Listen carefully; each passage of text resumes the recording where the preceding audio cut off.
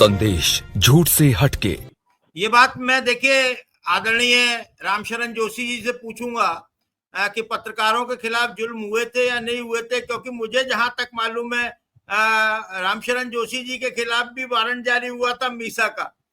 तो मैं झूठ बोल रहा हूं तो सर बता दीजिएगा, लेकिन आप जेल नहीं गए थे। देखिए सुनिए, मैं एक चीज कह रहा हूं, इंदिरा जी ने किसी खिलाफ फर्जी केस नहीं बनाया था। कहीं पर भी फर्जी केस, या तो लोग मीसा में अरेस्ट हुए या निरोधात्मक कानून में हुए। किसी के खिलाफ फर्जी केस नहीं बनाए गए थे, देशद्रोही नहीं बनाया गया था। तो इससे आप यह समझ लीजिए कि कानून का दुरुपयोग नहीं हुआ था। जी, मैं सीधे आता हूं आलोक तिवारी जी के पास में। बड़ा रिसर्च करते हैं, अध्ययन करते हैं। तिवारी जी, आज जो मेरा वही सवाल है कि किस तरह से आज पूरे देश में स्यापा मना रहे हैं मोदी जी, उनके 11 साल के शासन में क्या हुआ है? उन्होंने 5 ट्वीट किए हैं, एक के बाद एक। प्रधानमंत्री जी ने 5 ट्वीट किए हैं। मीटिंग में श्रद्धांजलि अर्पित करी है जो इमरजेंसी में जो लोग पीड़ित थे। तो यहाँ बैठ के हम भी जो है गौरी लंकेश की हत्या पर जो है श्रद्धांजलि दे देते हैं, जज लोया की सस्पिशियस डेथ पर श्रद्धांजलि दे देते हैं, मणिपुर में जो औरतें नंगी घुमाई गई और जिनके रेप करने के ब्रूटैलिटी के बाद टांग दी गई, उनको श्रद्धांजलि दे देते हैं। 750-800 किसान जो मर गए थे उन्हें श्रद्धांजलि दे देते हैं। जो हमारी मुअज़्ज़िज़ महिला थी बिल्किस बानो, उनके बलात्कारियों को जो संस्कारी ब्राह्मण कहा गया, इस पर संवेदना व्यक्त हम कर देते हैं। और जिस तरीके से डिजिटल अरेस्ट किया जाता है, chief justice of India mister Ranjan Gogoi को एक तरीके से अरेस्ट करके उनको बंधक बना के उनसे जजमेंट लिए जाते हैं राफेल पर, उनके चीफ जस्टिस ऑफ इंडिया की कोर्ट नंबर 1 में घुस करके। और जबकि जो है नरेंद्र दामोदर दास मोदी एक पार्टी भी थे उसमें, बीइंग ए प्रैक्टिसिंग लॉयर, और he is the powerful man of the India. ये एक बहुत बड़ा हाईएस्ट मिसकंडक्ट था। और गोगोई जो थे उनको ये केस दे देना चाहिए था कि अब मैं उसे नहीं करूंगा क्योंकि इंटरेस्टेड पार्टी मुझसे मिल गई है। प्रधानमंत्री के लिए तो मॉरल कोई माने रखता ही नहीं है। अब आते हैं इमरजेंसी। एक जो इमरजेंसी के नायक कहे जाते हैं लोकनाशक जयप्रकाश नारायण। अब इनके कैरेक्टर को हमें देखना पड़ेगा। जब गांधी जी की हत्या, क्या कहा आपने? लोकनाशक। अच्छा, लोकनाशक शब्द का प्रयोग किया। जी जी, जब गांधी जी की आफ्टर जस्ट इंडिपेंडेंस हत्या होती है तो वो एक सबसे ज्यादा हमलावर होते हैं संघ पर, कहते हैं कि ये अंग्रेजों के जूते साफ करते रहे। और जब इंदिरा जी के खिलाफ एक्टिव होते हैं तो कहते हैं संघ अगर फासिस्ट और तानाशाह है तो फिर मैं फासिस्ट और देशद्रोही है तो फिर मैं भी हूं। अगर जयप्रकाश नारायण को इतनी समझ नहीं थी संघ के कैरेक्टर के बारे में, तो ऐसे गैर जिम्मेदार आदमी के हाथों कोई आंदोलन देना चाहिए था। या तो वो गैर जिम्मेदार थे, किसी आंदोलन को लीड करने लायक नहीं थे, या उनकी नीयत में खराबी थी। कुदरत ने फैसला दे दिया, फर्जी क्रांति के परिणाम स्वरूप एक बनी सरकार ढाई महीने में कोलैप्स हो गई। लोग इंदिरा जी को वापस लाने की कसम खाने लगे आधी रोटी खा करके। नरेंद्र मोदी डेस्परेशन में एक हीन भावना से ग्रस्त है। उनको सब मालूम है इंदिरा ने अमेरिका के पौरुष को कैसे तौला था। पता नहीं इनकी क्या फॉल्ट लाइन्स हैं, क्या इनकी शॉर्ट कमिंग्स है। He is bound to surrender before the Trump. What Trump is doing today, the same Richard Nixon was wanting with Indira Gandhi. लेकिन यहाँ की गूंगी गुड़िया उनके लिए साबित हो गई एशियन कैट, बूढ़ी चुड़ैल। ये 2 कॉम्प्लीमेंट रिचर्ड निक्सन के दिए हुए संज्ञाएं हैं। हीन भावना से ग्रस्त है वो। आप मुझे बताइए, इंदिरा जी के ऊपर भ्रष्टाचार के आरोप लगे थे, क्या किसी पत्रकार की हत्या हुई थी? इंदिरा गांधी ने दफा 124 आईपीसी में जेपी को उठा करके जेल में बंद कर देना चाहिए था। क्या होगा आज को सुरक्षा बलों को अगर देश के खिलाफ भड़का है, सरकार के खिलाफ? लेकिन इंदिरा गांधी ने इसका एहतराम रखा था कि वो उनके बाप के दुलारे थे। उनको केवल नजरबंद किया था, टिपिकल जेल में भी नहीं रखा था। बहुत ये लोग चाइना की दुहाई देते हैं कि चीन इतना हो गया इतना हो गया। जरा चीन में जयप्रकाश नारायण सरीका कोई होता और अगर कोई इमरजेंसी जैसा आंदोलन होता तो थियानमेन के तरीके यहाँ पर टैंक चलवा दी जाती। बातें की जाती है कि इंदिरा गांधी ने सरकार बचाने के लिए इमरजेंसी लगाई थी। अगर इंदिरा जी डिस्क्वालीफाई बनी भी रहती तो इलेक्शन में बाकी कितने दिन थे? मार्च 1975 में शायद 71 में इलेक्शन हुआ था। अरे 6 महीने तो बिना किसी हाउस का मेंबर रहते हुए प्राइम मिनिस्टर बन जाती, 2-3 महीने पहले इलेक्शन करा देती वो। उसके लिए इमरजेंसी लगाने की क्या जरूरत थी? इमरजेंसी पे हालात बेकाबू हो गए। रातों रात इंदिरा जी के सामने 3:30 बजे तक ढेर सारी रिपोर्ट थी। जॉर्ज फर्नांडिस तरीके आदमी जो कहते हैं कि जब रेल का चक्का जाम कर दो जरा, एक तो हमारी इकोनॉमी बड़ी नहीं थी और 71 की वार का इतना भीषण खर्चा लदा हुआ था, हम बहुत ही डिप्रेशन में थे। अमेरिका की साजिश थी कि भारत की इकोनॉमी को जीरो कर दिया जाए। अगर रेल की हड़ताल बंद हो जाती, हमारी फैक्ट्रियों में कोयला न पहुंच पाता तो भट्टियां बंद हो जाती, 6-6 महीने लगते दोबारा सुलगने में, सुलगती न सुलगती। थर्मल पावर पर डिपेंड हमारा देश था, अंधेरा छा जाता देश में, केओस क्रिएट होता। क्या हुआ था? एक सिंगल जज, अरे कह दिया जाए कि जो है अगर हाथी कैथा लील गया तो समझ में आता है बकरी कैथा लील गई। एक सिंगल जज के जजमेंट कितनी हिम्मत हो गई कि प्राइम मिनिस्टर के चुनाव को डिस्क्वालीफाई कर रहा है। अरे यहाँ बड़े बड़े सुप्रीम कोर्ट के जजेस बैठे हैं, बहुत सारे नरेंद्र मोदी की सरकार के खिलाफ रिट पेंडिंग, हिम्मत नहीं कर पाते। क्या इंदिरा गांधी ने इस तरीके से जेल में मरवाए थे जिसमें इंटेलेक्चुअल्स को अर्बन नक्सलाइट के जेल में बंद करके मरवा दिया गया? ऐसा हुआ था?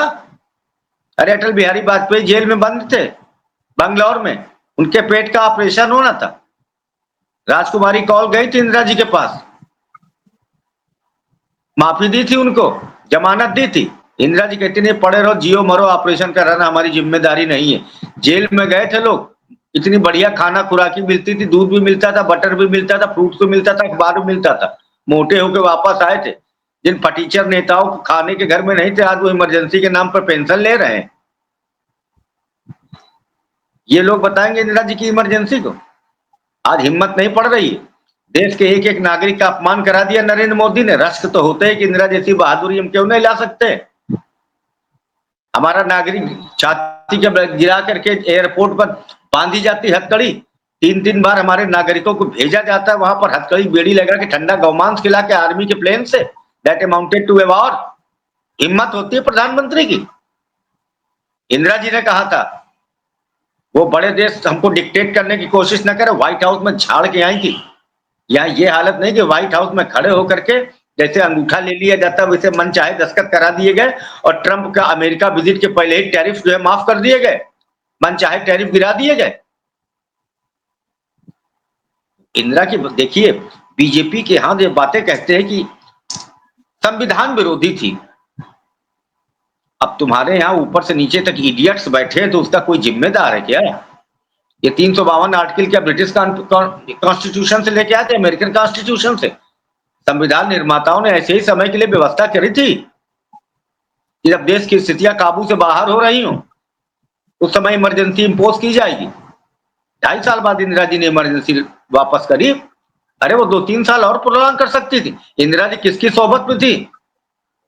अरे देश के आचार्य विनोबा भावे का उनके ऊपर हाथ था। उन्होंने कहा था न तुम्हें झुकना है न तुम्हें दबना है। विनोबा जी अपनी अंतर प्रज्ञा से जानते थे क्या हो रहा है, उनको सारी खबर थी। ये संघ, अरे तो रियासत माफी मांगे घूम रहे थे। इनकी तो बातें जाने दिए, जहां डंडा पड़ता था ये माफी मांगते, इनकी तो बात जाने दीजिए। और ये बड़े 56 इंची सरदार बने घूम रहे थे। कितना जेल गए थे ये जेल में घूम रहे थे। दूसरी चीज, इंदिरा गांधी ने किसी को डिफेम नहीं किया था, केवल डिटेन किया था। किसी के यहाँ छापे डलवाए थे इनकम टैक्स से, किसी को भ्रष्ट कहा था, मोरारजी को भ्रष्ट कहा था, जेपी को कहा था, या चंद्रशेखर को कहा था। आज इंदिरा गांधी के ऊपर भ्रष्टाचार के आरोप है। कौन सा आरोप साबित हुआ? इंदिरा गांधी ने क्या ऐसा किया था? रिजर्व बैंक लूटने के लिए रिजर्व बैंक एक्ट के सेक्शन 7 में अमेंडमेंट कर दिया जाए, ऑटोनॉमस बॉडी में इंटरफियरेंस के अधिकार प्राप्त कर लिए जाए। 2,69,000 करोड़ रुपया उड़ा ले गए। 2,11,000 रुपया करोड़ पिछले साल उड़ाया था। क्या इलेक्टोरल बॉन्ड जैसे कानून बनाए थे? हमारी आपकी जान से खिलवाड़ करके चंदा वसूल लेते, जिन उन कंपनियों से जायडस सरी की जो जनता की सेहत पर खराब गुजर रही थी जिनकी दवाएं। क्या देश की दौलत सौंपने के लिए किसी एक पूंजीपति को एंटी मोनोपोलीज एक्ट 1993 में अमेंडमेंट किया था? अरे साहब, ये वो ताकतें हैं जो बिकी हुई थी पूंजीवाद के हाथों, आज सेम जगह अपनी सॉवरेंटी को सरेंडर कर चुकी है। जेपी मॉर्गन ने कहा था, एक पूंजीपति है अमेरिकी मॉर्गन एंड स्टैनली वाला, give me the power on currency, I do not bother with in power.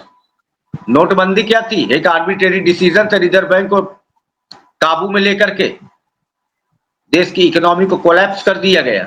आज तक इकोनॉमी जो है एक ग्रीन शूट नहीं पा रही। इमीडिएट बेनिफिटेड उसका कौन था? बेनिफिशियरी कौन था? चाइना। इंदिरा गांधी एक जिम्मेदार महिला थी। उन्होंने अभी ईरान में रिजीम चेंज करने का जो है प्रोग्राम चला था, असफल रहा। भारत में रिजीम चेंज की गई थी। जब भारत ताकतवर बन के आगे बढ़ा दबंगई के साथ, चीन और अमेरिका दोनों के पौरुष को तौल के फेंक दिया था इंदिरा जी ने। सिक्किम नाक के नीचे से ले आई थी चाइना के, जिसकी बेगम सीआईए की एजेंट थी। नाथुला और चोला पास में 1962 में अपने बाप की हार का बदला लिया था उन्होंने। 2 महीने में ठोक के मारा था चाइना को। सामंतवादों को एक और चोट दी थी, प्रीवी पर्स खत्म किया था। बैंकों का नेशनलाइज करके निक्सन के पैरों के नीचे से कालीन खींच ली थी। तब ये निजलिंग जप्पा, एसके पाटिल, टीबी गुप्ता, कामराज नाडार, मोरारजी देसाई, ये वर्टिकल डिवीजन कराया गया था कांग्रेस के भीतर। लेकिन इस मुल्क ने कहा जिधर इंदिरा वही कांग्रेस। नेक्स्ट इलेक्शन में मुख्य अपोजिशन दल नहीं बन पाए थे। राजगोपालाचारी का स्वतंत्र पार्टी मुख्य विरोधी दल बना था जाकर के। मोरारजी देसाई सीधा आड़े आ रहे थे, जिनके बारे में हर्ष सिमूर ने किताब लिखी है, माई लाइफ मैसेकर। कितना पैसा मिलता था? अगर इंदिरा गांधी बहुत बुरी तो शाह कमीशन की रिपोर्ट क्यों नहीं खोली गई? कांग्रेस के एक सांसद थे मिस्टर वाजपेयी, मुझे नाम इस समय भूल रहा है, उन्होंने शाह कमीशन के सामने 350 पेज की एविडेंस दी थी, जनसंघ के नंबर दिए थे 2-2 अकाउंट के, कि कितना कितना पैसा कहां से कितना कितना आता था। क्यों नहीं खोली शाह कमीशन की रिपोर्ट? उसके बदले में कौन सी सरकार मिली? कंक्लूड कीजिएगा तिवारी जी, समय हो रहा है। रामशरण जी जी बस आज शशि भूषण वाजपेयी सांसद थे दिल्ली के, शशि भूषण वाजपेयी। बस मैं 1 मिनट और ले लूंगा आपसे। देखिए, कुदरत अपना न्याय करती है।